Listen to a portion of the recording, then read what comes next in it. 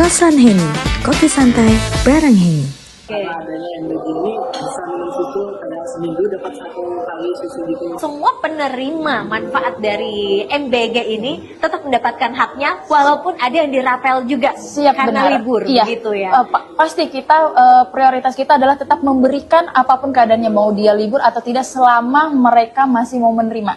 Persentasenya dengan adanya MBG ini manfaatnya berapa persen?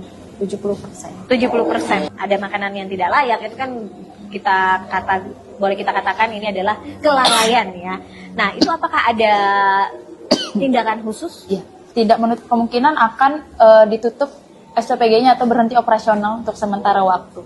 Dari SPPG sendiri juga tidak menutup mata dan juga tidak menutup telinga. Siap, ya. benar. Untuk segala kritik maupun saran, ini kita semua terbuka karena apapun itu kita bersama-sama, apalagi seperti kita ketahui bersama bahwa MBG ini adalah sesuatu yang baru buat kita semua.